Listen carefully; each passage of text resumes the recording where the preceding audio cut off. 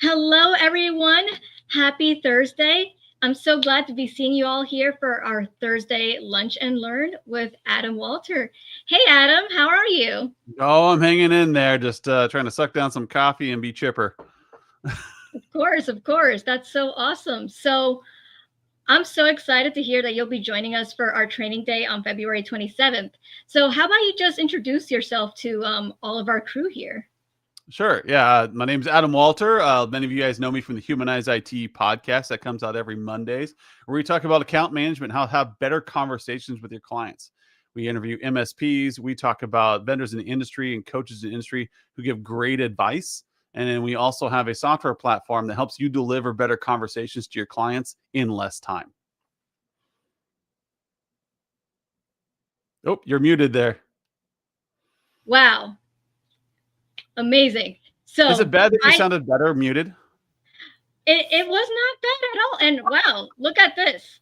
So I was muted and Joe has suddenly decided to join us. Oh, man. Hey, I thought it was going to be a good talk today with Jeff. Yeah, Now I got Joe. it's supposed to be a good talk with Jeff. I don't know what happened, but I lost all power for like a split, and I think so did he. It might have been something in the Northeast, so he's coming back up now.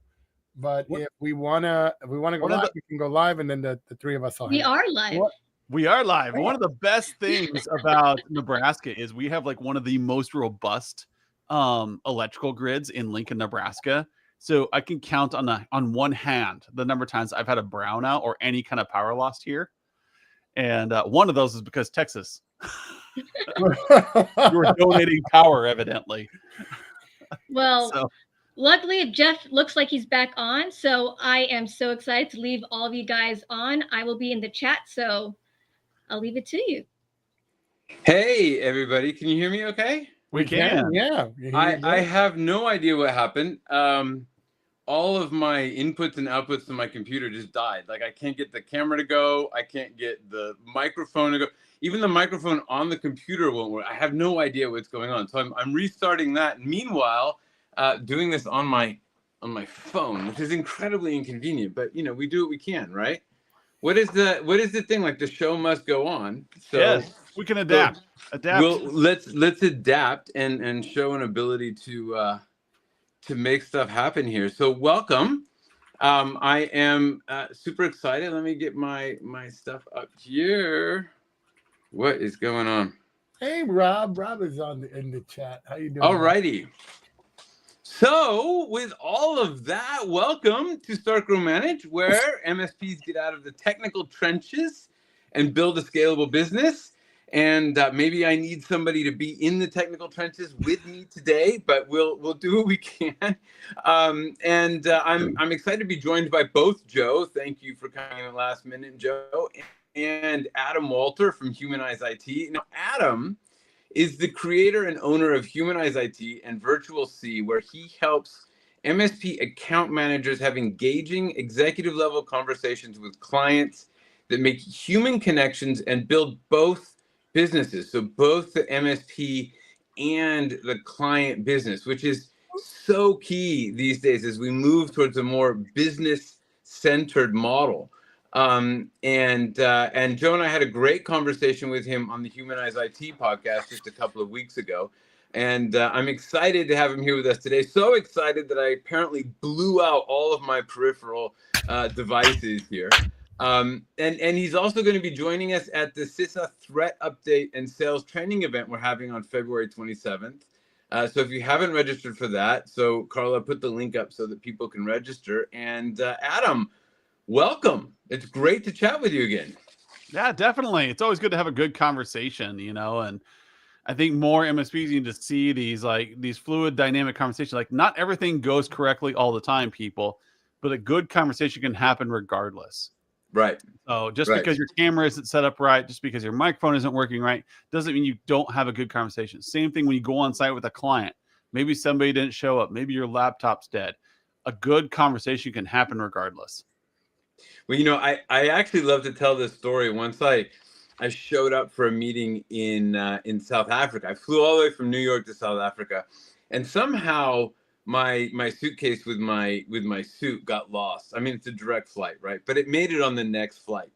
But I had that morning a presentation to give at the client site. And so I basically showed up in the jeans and t-shirt that I was wearing like on the plane, right, all night long.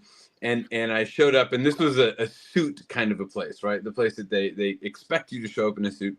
And there I was in jeans and t-shirt. And I'll tell you what, it was a fantastic meeting. Like it was like a real conversation starter. The fact that my suit was on a different flight than I was. And I think, you're right. It's like, you just roll with the punches, you do what you can, and have an amazing conversation. Yeah, I think, I tell people, like, take an improv class. If you want to be good at public speaking, you want to be good at talking to your clients, take an improv class. Get out of your comfort zone, because things are going to go awry, and you need to be able to use that as part of your sales process. Use that to connect to your clients. Yeah. Don't make excuses. And the thing is that, I think the thing that we forget, and it's actually in the name of your business, right, is that we're actually all human beings. We talk about everything being human to human and human centric, and you're Humanize IT, but like anybody out there whom you're talking to has had the same experience. They've had stuff break at the last minute. They've had luggage go missing. They've had things disappear. So everybody can relate at some level, right? And making that human connection is such an important thing. And really, it's what you're all about, right? Yes. I was an IT director for a number of years, critical infrastructure, IT security director, led some great teams and some very large organizations, small organizations. And when I started noticing over the last 25 years or so since the .com is that we're starting to be seen more as things and not as people. And then we're treating our clients more as things and not people. You're not my client. You're not a person. You're my client who I need to convince to buy product X. And then they start seeing us as, you're not a human being. You're a engineer who is here to fix my problems. Yes. And that human relationship has been broken over the past 20 years. And I blame largely the channel and the industry that is focusing us on being resellers and not on the actual human problem. So what do you think, Joe? Well, it's part of it is really when you forget the human factor, like you hold on. I want to really formulate this thought before I get it out of my mouth. Because no, let's see what comes out. Who knows what's going to happen? Yeah, it just wants to pour out, right? But we show up and we forget that there's a struggling business person trying to take their business to the next level, and you have no compassion for that. And so you get there and they're all upset. Yeah, they're all upset because they're trying to do the thing that they're trying to do, and their computer's down, or their thing is not working, or their spreadsheet just crapped the bed. And there's a human there that really, if you just had some compassion for where they are, and you can get that, you could actually help them do better things. Mm-hmm. You know what? The thing is, I think I love what you're saying there, because when I'm in forums and when I'm talking to MSPs, the number one question I get from them is, how do I get my client to buy from me? Yeah. Never do I hear, how do I understand my client better? It's always me. It's always like, how do I sell? How do I sell? How do I sell? And I don't blame the MSP so much. I think they've been taught to behave this way. Yeah, it's like old Gil from The Simpsons. Old Gil just needs to make a sale, and they're desperate for the sale. And that's what MSPs are like. Look, do you remember when you used to solve problems for clients? Yeah. Like one of my first jobs as an IT guy was when I had a Bachelor of Science, Computer Science. I was studying for it. And this professor comes and says, hey, I need to set up some EKG equipment. I just got this new stuff. It's supposed to hook up to my laptop, and I should be able to see this echocardiogram on my laptop, so my biology students can see this happen and I can teach them. And he's like, I have no idea how to make this work. I'm like, oh, let's sit down and figure it out together. At the time, I didn't know what EKG even was. But hey, you know what? We're going to sit down and talk through this together as two human beings trying to solve a problem for a classroom. What happened to that? So here, but I have a question. Yeah. Why is it hard? See, why is it hard for us to have these business level conversations? Like you were talking with Sam, I guess it's Sam Weiner, the other day about, and you said, don't be afraid of having these conversations. And I know we've had that exact same experience where people are just scared to death to have these business conversations. But that conversation you just had was a business conversation. My EKG isn't working. How do I get it on my laptop? I'm going to figure this out so that you have your information and you can serve your patients better, right? Yeah. That's using technology to enhance the business. Why is this scary? Yeah, and I think it's because we as engineers are used to having all the answers. You need to be comfortable saying, I don't know. You need to be comfortable not being the smartest person in the room. So we talk a lot of times about how, you as an MSP are looking for a VCIO, and you're trying to find this person who's got a business savvy, they've got a good amount of sales acumen to them, and they've got a really great technical depth so they can solve problems and connect things in their head. Like, what if you didn't need the business savvy anymore? What if that was not a consideration? Could you find an engineer with good technical experience who has a decent amount of sales? Like they're good at connecting the dots. Well, where would you get the business experience from? Send them get in their MBA, or find them a little bit of coaching. And in the meantime, tell them to lean on the customer to teach them about the business. Be like, hey, you know what? I don't know much about how flower shops run. I don't know how much about how marketing companies run or figure out your client. Yeah. Can you tell me about what makes your company unique? Like where are you pushing into? What's your market? Like, what are your struggles? And just sit back and listen. Well, and I think you can solve the problems. You're not the business expert anymore. Sorry. I think that's exactly what we were talking about with Robert Gillette when he talked about having those 100 conversations. And Joe, I think this is sort of the essence of prescriptive selling and how we show people to really build on that Dream 100 is just asking questions. Have those questions. Don't you think, Joe? Yeah, I think a lot of MSPs think they have a VCIO offering. Right. And then what they really have is just they just look at it as an opportunity to upsell, like what you were saying, Adam, right? Like that's what they got trained to upsell. But that's not what it's all about. Right. So the question that I have for you, Adam, the thing that I'm really interested in is like, what is the real deal? What is it that they need to be focusing on? And you said a little bit in the beginning about how it broke, right? How it broke is we've been being trained to resell. You got to resell, but something broke about solving problems. How do we bring that back about so that you're really looking from that lens? I think first it's just like an alcoholic, right? Acknowledge the problem, right? You've got a problem, right? I am drinking too much. I'm justifying it in every way. I'm having 5 drinks a night and my liver hurts and I don't know why. And you see an alcoholic in the way they do it is like they're justifying their behavior.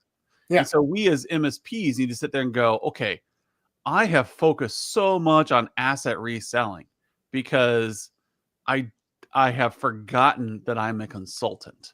And you desperately know deep down that you're a human being who wants to be a consultant.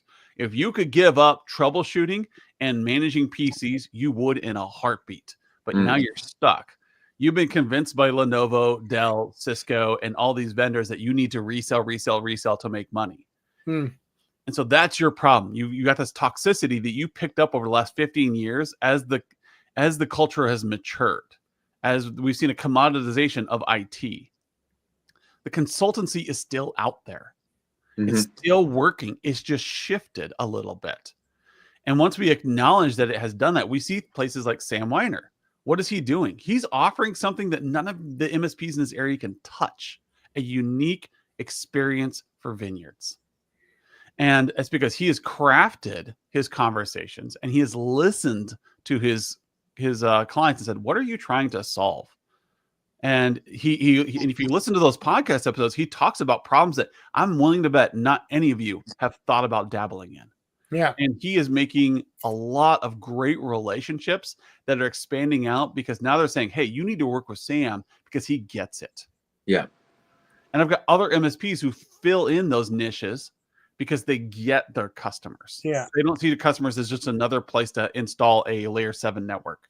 But see, that's it. The thing that you said is that that mentality of installing the layer 7 network is that the money to be made is in that.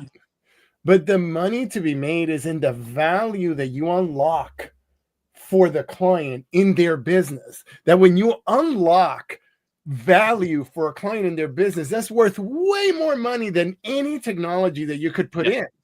Yeah. Right. And that when you understand how to unlock that value, how to be the person that goes in there with authority, because you've done it over and over and over for every vineyard in the country, right? And you say, listen, I've gone into every vineyard. I've seen what's happening. Let me tell you what is going on. Let me tell you how to unlock this value. Yeah. Let me tell you how to grow better grapes using this technology. Let me tell you, can charge whatever you want, and your connection human to human is way better. And the experience that the client has is like, they're like, this guy gets me. Yes. They get you. They will pay extra money to work with you because you get their business and you help them grow.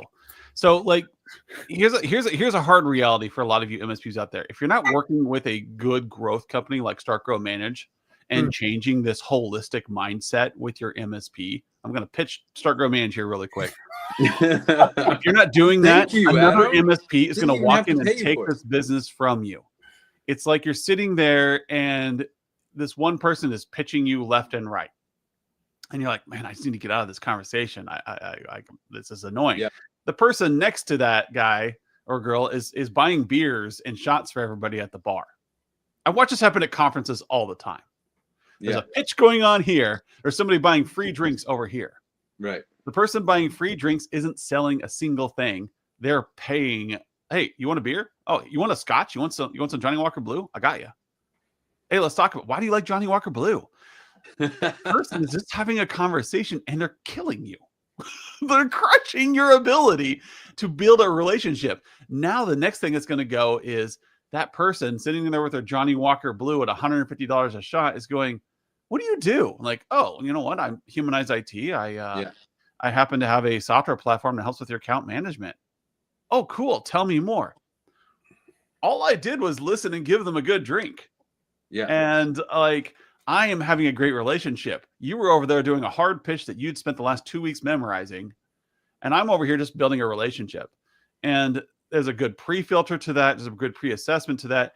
And for you MSPs out there who are doing the hard sell, trying to sell your stack, you're going to lose to companies that are working with like Start Grow Manage. They're actually having conversations and valuing the person across the table from them as a human being who's in a hard marketplace, who's trying to adapt to all the new legislation, who's trying to take advantage of everything that's going on.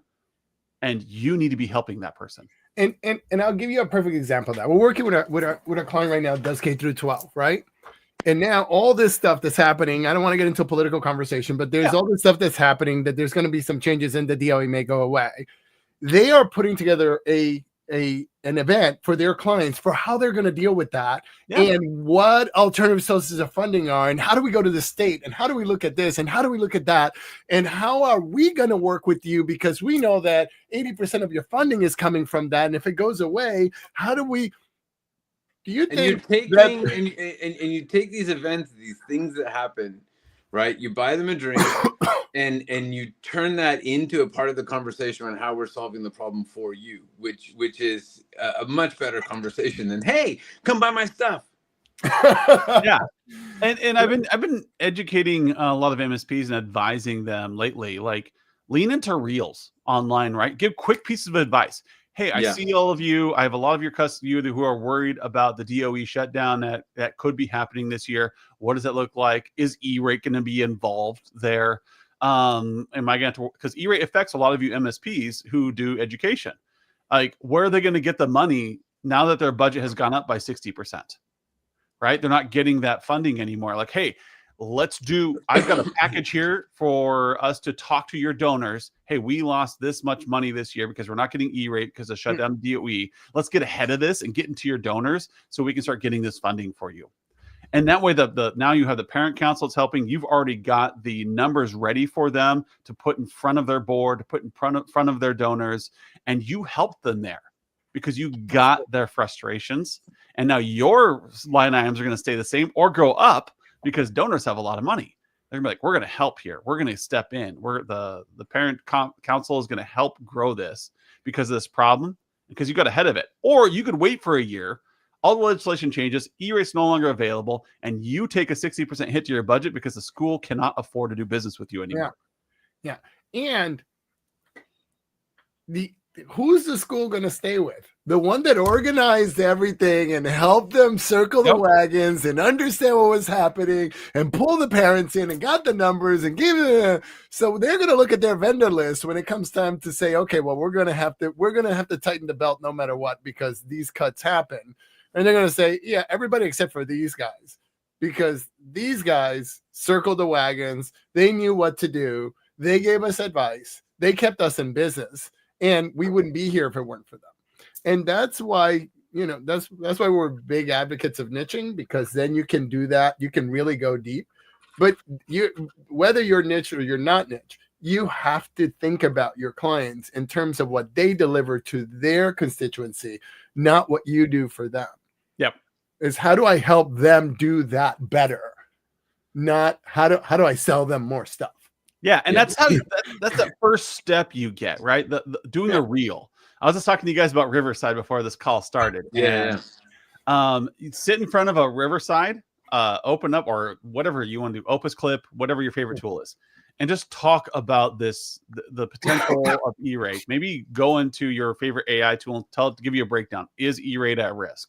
Right now, talk to the customer or to the camera during Opus Clip or during Riverside, and just break it down. Like, hey, here's E-rate. I'm still going to help you guys out with this, but for those of you concerned about it, here's some ways we can prep with you. And people are just wanting to know what the future looks like. For or against the executive orders doesn't matter. We are business people. We want to know how to adapt to the changing climate. Yeah. And if you're out there doing reels that are advising people and keeping them up to date on the technology changes, then you get to be asked the question when they start struggling. They may be working with another MSP, but they know they keep seeing your reels on Facebook and LinkedIn and YouTube, and they keep popping up about how you're helping people with E-rate or helping people with the new legislation and helping them get ahead of this.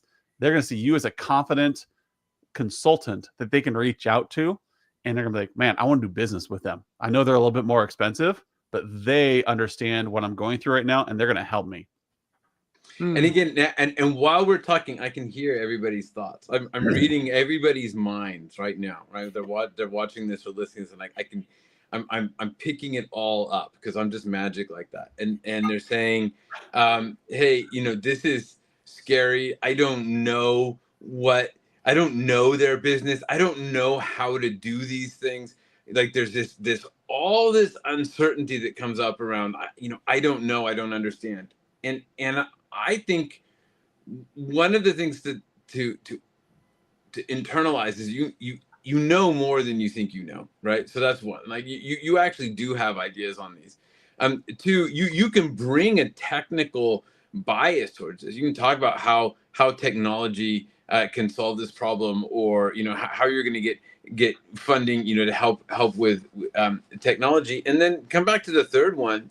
Is right at where we started. Have a conversation with your client and learn about what their challenges are, do a bit of research, find out what people are doing, spend a little bit of that time, like a little bit of time that you spend trying to figure out somebody's problem, that you can then talk about over and over and over again is huge. You don't have to become the world expert on whatever industry it is, whatever challenge it is, right? You just have to give some thought to it. But it's go ahead, Adam. I say so to pivot this a little bit into the security offerings, right? So that's kind of what we're going to be covering here later on this month. Yeah, is that I was a director of critical infrastructure. There is nothing more boring and terrifying on the planet than a director of security for critical infrastructure. It's like you're sitting there doing paperwork all day long. You're doing policy for SIP. You're looking for bright lines, seeing where you're crossing. You can't touch half of the technology that you're trying to protect because it's protected from even you as engineers because it's critical infrastructure. And so there's a lot of red tape and a lot of policies and a lot that's going on. But I still have to sell security principles to the organization. I still have to convince the people that they're doing the right thing. And I can't do that if I don't empathize with the people across my organization and the unique struggles that are going there. So the step one in like selling security on this stuff is understanding the unique challenges, or look at the SANS Top 20, understanding their assets and their crown jewels. What are those things? And then converse with them on things that they care about. Say, hey, look, here's your crown jewels. I see that you want to protect those. Here's some easy ways to do that. And you start having a conversation about their own concerns, about their problems. And you might uncover some things like I'm guessing you didn't know about this thing happening. Do you care? Yes or no? Just check it off. And accept what they have to say because it's their risk to accept. But then like understand where are their concerns and then start going, okay, well, if you care about that thing, then you're probably going to care about this. Let's put this into one project for you and let's just cover that. And that's how you start caring for your people. It's no different than what we've been talking about this whole episode.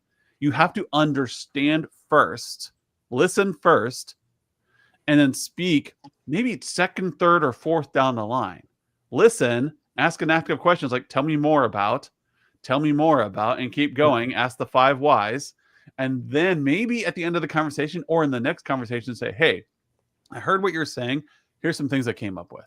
Yeah. And here's the thing that I want people to get, especially if you're a new MSP. When I was a new MSP, I didn't know any of this stuff. So I was just trying to sell stuff and get more clients. And I was like, it was like desperation. Like I needed more clients. I needed to grow. And then it at some point in about year 3, I got that I was coming at it all wrong. And I remember the first time I asked a client the question, what are your business goals for the next 5 years? I had to sit there and listen for about 3 hours.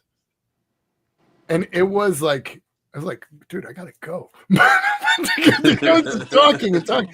But once I understood all that, I really saw that what I was doing for him was inadequate to be able to fulfill those goals when he wanted to fulfill them. Right? And I had to change my whole strategy. But had I not asked that question, I would have just kept trying to sell.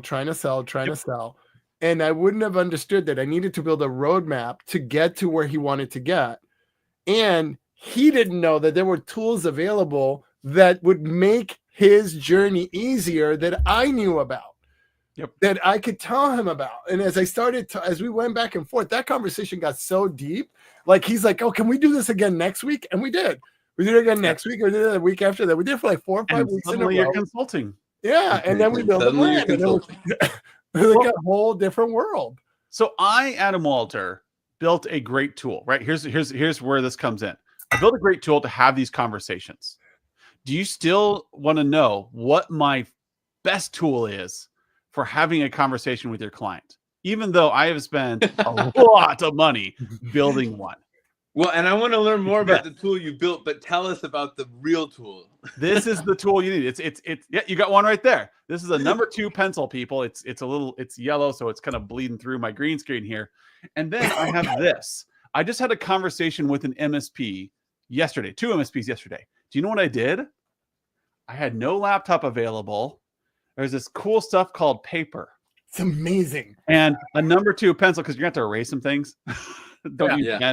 pens for arrogant people or people who really like smooth writing. I love that. Oh man, now I'm gonna have to use pencil from now on. But now you can circle. gonna Like, say, you know, grab- you can't see it very well here, but I've got like lines where I'm aggregating conversations and I'm saying, hey, what features would you like out of our software? What's Yeah. going on there that I can improve upon? Mm. And I'm asking probing questions. Like, I want to know more. Tell me where I'm wrong. Tell me what's going on so that I can take a note and I can draw circles and I can link things together. And I'm doing this all based upon the conversation with them. The other way to do it is a whiteboard marker. I used to, when I met with clients all the time as a CIO, Mm. I kept a whiteboard marker in my pocket because every Yes. time I would go to a client, their whiteboard markers are always dried up. They're- And I they like never drawing. I work. will, if you guys are able to, when I come next in 2 weeks, have a whiteboard for me, you know, because Oh, I right. like to connect the dots of the people I'm talking to in lectures and say, look, we got this going on and we got this going on. They both go together. And here's the risk we're mitigating. And if we do this, it looks like it'll fix 6 of your problems. Does that work for you? And I'm not telling them what to do. I'm connecting their ideas that Yeah. they're telling me, and I'm helping facilitate a solution. And that's why these work like a pencil and a piece of paper will always be the best conversational tool you can have. Yes, you can do a Porter's 5 forces analysis. You can do a SWOT exercise. You can do Humanize IT's 2 Qs. You can do a business canvas. There's lots of tools. I'm sure Jeff and Joe would be happy to teach you these tools if you don't know how to talk to people. Well, There are a I million have of worked them. as a strategy consultant with very large corporations, and I assure you, I have a lot of frameworks. But Heck but yeah. you're right. I mean, the framework that is the most powerful is actually the one that you sort of come up with, or you develop on the fly, or that you develop together with the client. I think all these other things just sort of serve to inform you, so that when you're in exactly the situation that you're talking about there, Adam, you just you know, feel like you have something to fall back on. But at the end of the day, just connecting the dots. It's all about connecting the dots. Well, this relates to that, which relates to that, and leads to this, and does this other thing, and creating that pattern is something that is really eye-opening for a lot of people, right? And positions you as a key expert. And I think what you'll notice, a lot of you who are a little bit trepidatious about having this kind of conversation, like, well, I've never talked to my client that way before. You are 100% correct. Now, guess what happens? What we have seen MSPs talk about, and if you look at Humanize IT at all, or if you talk to our users, you'll see them swear by this. Like, it took me too long to have the conversation because I was used to doing it the other way, and that once you make that switch to listening more in conversations, you see your project revenue go up by about $10,000 per customer. That's what we see. That is a real world quote Easy. from MSPs. Yeah. Had nothing to do with a brand new tool, had nothing to do with a stack modification, had nothing to do with a 30-step process you went through. It was all about you changed how you saw and valued your customer. You saw them as a human and said, tell me about yourself. Let's talk about what's going on. And I use the analogy all the time. Like, okay, my alcoholic analogy. Here's my other cheesy analogy. It's like going on a date. And now for some of us, it's been longer than others since we actually went on a date. You know, But you're sitting across a table from this great human being, and they won't stop talking about themselves. They won't stop selling themselves to you. Well, I'm so good. I do all this humanitarian effort. I am a great cook. I. And you're sitting there in the middle of this conversation going, narcissism, do they even care who they marry? You're sitting there like, married. Yeah. when's the dessert gonna be here? Because I need out. But yeah, the alternative, you go to a place, and if you've taken enough improv classes, you learn yes and so somebody starts talking and says, hey, it looks like you're into camping. Tell me, where have you been? And then you learn about it. And you find out, oh, you like fifth wheels? I'm more of a trailer person myself. And then you have this conversation. Now you're yes-anding them. You're making them the hero of their own story. And it takes a lot less work to be a listener than it does to have a active conversation where you're actually telling them about yourself. You know, that's a really important point. I love that. It's a lot less work to be a listener, and yet listening is the more powerful tool, right? Listening is more powerful than all the talking that we do, and it's easier. So it's more interesting. You know, I remember I had architects as a vertical, right? And I was onboarding a client, and I said, "Hey, I want to." They were fairly large. They did big architecture programs, programs, and they did big construction. So they did project management as well, right? And so we were coming in as their IT company, replacing the old IT company. I was like, "Oh, we hate those guys," you know. And I said, "Okay, well, I want to meet with all your project managers and all that stuff. I need, you know, everybody in the conference room, you know, Wednesday morning." And they're like, "Well, our old guys didn't do that. Why do you guys need that?" Right? What do you need to do? And I said, "Well, the reason why you're firing your old guys is because they don't understand you. And I need to know how your projects work if I'm going to support the software that supports your projects." And they were like, "Oh," and it was, I thought it was going to be a 2-hour thing. It turned into a day. It was like that. All of a sudden, the project managers saw how they didn't understand how their own software worked, you know, and we started mapping it out on the whiteboard.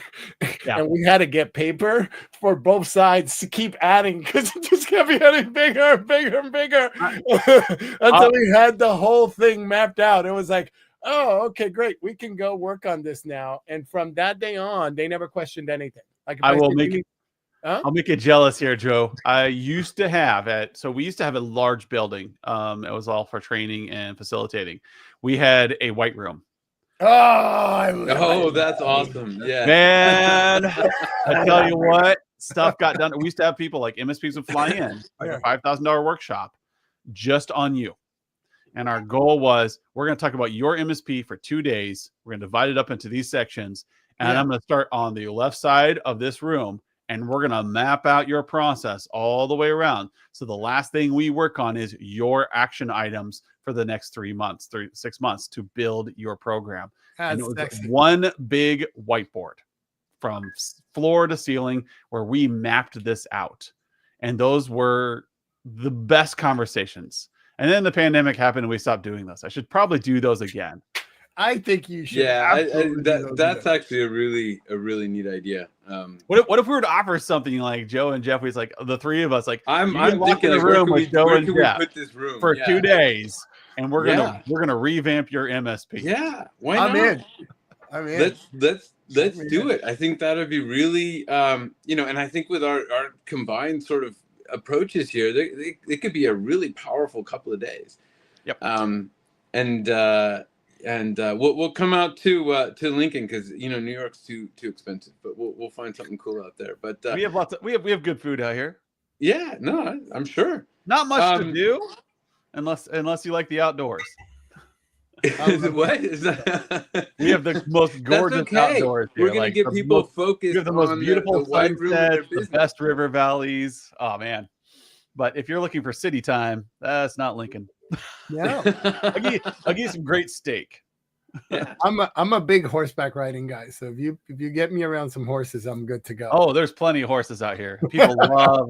We have the cowboy trail. They converted an old railway to a limestone path that you can take for, I think it's like 250 miles. Oh wow. And people like will bike and horse ride on it, and they'll tent camp all along it. Very cool. Well, look, I think we'll wrap up in a couple of minutes, but I do, Adam, want to just chat a little bit about the solution you did create, that, you know, that goes along well with the pencil and the pad of paper and sort of your humanized IT system. Can you just tell us a little bit how MSPs use this and how they get started? Yeah, sure. We built an entire program around, like, again, I used to be a CIO consultant. That's what I did. I made 36,000 MRR as a 2-man shop doing CIO and agile consulting. That's how desperate these businesses are. And I did most of that work off of Bank and small private schools, the people you guys won't touch, not you guys, but like MSPs won't touch because they're just break fix and they're poor. They were willing to pay me $5,000 a month to come in and advise them. So I built a tool that did the same thing I did with my clients that account managers can do easily with their clients. It's all about building a better relationship, not PowerPoint slides, not everything. We pull information in from your PSA automatically. It's a very light lift.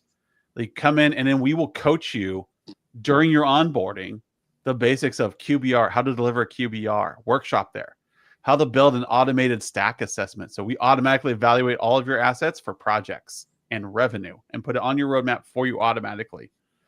These things are things that take the process, this grind off, the productization of your job, and put it into a format that is easily readable. So when you walk in with 5 minutes of effort, you can have a great conversation with the client, and your job is to prioritize these projects based upon what they're telling you.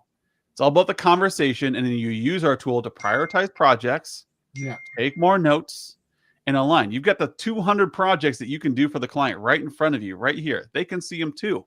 But all you care about is listening to them, prioritizing your projects, say, hey, these are the ones that are going to solve your problem with your daycare right now. These are the ones that are going to solve the problem with your bank right now. Let's float those to the top. I know we need a new firewall, but we'll push that off till later. That's not a big urgency, but here are the things that we're going to do for you. Having those great conversations become very simple now that you're not spending all your time talking about tickets, you're not talking about speeds, feeds, asset management. It's now more about what do we prioritize to help you be successful. And we do that, and the setup takes less than an hour because all we're doing is putting your API key in and pulling information out of your PSA. That is brilliant. And you can go, we've got the link here in the comments and on the screen. And then we even have a 20% off coupon for Start Grow Manage, right? Oh, there we go. Yep. SGM 2025. Go tell them you came from us. You get 20% off. That's one of the only coupon codes that will apply to our VCIO coaching program. So if you want to get our 12-month VCIO coaching program, where we teach you everything from start to beginning, as well as make sure you have the habits in your company, that will apply to our coaching program, where you get the software and you get coaching on a weekly basis from actual VCIOs who will teach you how to have a great program using your existing account managers to deliver a better conversation with your clients. And we may just invite you to come to our white room and do a deep dive in our new office that we're going to create very soon. So so be sure to sign up and get ready for that. And come hang out with Adam and with the two of us at on the 27th, where we will be getting an update from CISO. We'll be talking about sales training. Adam's going to weave some magic. We've got Robert Gillette coming to weave some magic, lunch and dinner and all kinds of great stuff. So come join us on the 27th. You can register for that down below. And Adam, it has been, once again, a joy hanging out with you. Thank you for your patience with all of my technical difficulties. Oh, you're good. And yeah, I can't wait to hang out with you on the 27th. Dude. I can't wait because it's gonna be fun. I had to figure out what this whole White Plains thing was. Being a Midwesterner, like different airports in New York. What? Yeah, there is actually an airport you can fly into here. You can fly into LaGuardia. I got you. Just let me know what you need. I'll help you. Yep, I'm flying in. I already got my ticket. I'm ready to go. I was just like, what is this airport? What kind of janky? Like, I have small airports, right? So we're limited where we can fly to. I can get in and out of my airport in about 20 minutes. Yeah, well, that's the beautiful thing about if you can get a flight to White Plains Airport, you can get in and out in no time. It's beautiful. Yeah. I love small airports. I love small airports. I don't like being stuck in them for a layover, but I love flying in and out of them. Amen. All right, guys, have an amazing afternoon. Thank you, everybody, for tuning in, and we will see everybody on the 27th. All right.